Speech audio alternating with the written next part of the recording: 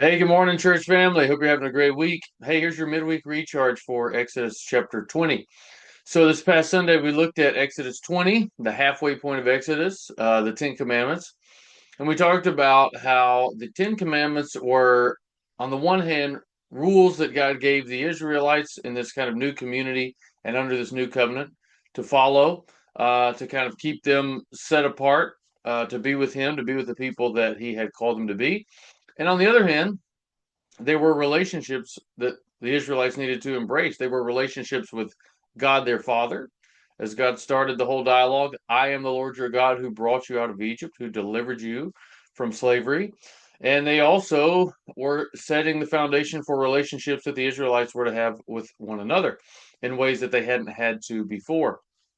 And the question at the end of service for you to consider was what needs to change in your view of God, your relationship with God? And on the other hand, what needs to change about your view and your relationship with the church in our case, the community of faith, of believers that we're on this journey of life with together? So I just wanted to press in on that just a little bit in this midweek video and ask you to think more about that. Is what with your view of God, do you view him as both Savior, the God who has delivered you, and did you reflect on how God has saved you and what has he saved you from and spend some time worshiping with that? But also, on the other hand, God is your sovereign, God who is in control of all of the aspects of our lives. Every aspect of life superintends the affairs of the world and the affairs of men.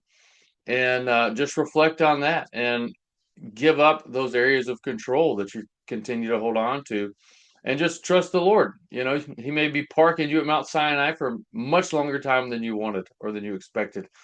And with the church, one of the things we talked about was there is this co-laboring that the Israelites had to do. Now they were used to hard work, but they weren't necessarily used to hard work together as a community where they're co-laboring to create and cultivate kind of this, you know, kingdom on earth, heaven on earth kind of community that God now had them as they were moving towards the promised land and farther away from Egypt and slavery.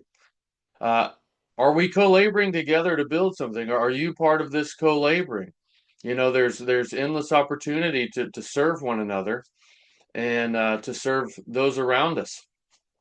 And then on the other hand, do you see the joy in that? It's not just labor, it's also very joyful. It's a redemptive, productive use of the talents that God has given us. So just ask you to think on that a little more and then invite someone to join us for Exodus chapter 21 as we are coming together Sunday to continue this journey of how is God bringing about change and transformation in the Israelites and do some self-reflection on how's he doing that in us and in our church as we move out of one place and into another. So I hope you're having a great week. Hopefully these things are an encouragement to you to continue to press you in farther to Jesus. And we'll ask you to continue to pray the prayer at 9:37 or 9:38 a.m. or p.m. of God, give me a heart for the people that are here in our church facility. The elders we're continuing to seek God about what do you want us to do? How do you want us to organize ourselves? How do you want us to get in there? But please, I would love to hear from you. I haven't heard anything from anyone that says, I was praying about that, and here's kind of, what I heard. So uh, just encourage you to do that and trust that you are doing that, and that as we are all praying that and journeying through Exodus together, God will kind of continue to show us, hey, here's why you're here. Here's what I want you to do. Alliance Bible Church. So love you. Hope you have a great week, and see you Sunday morning.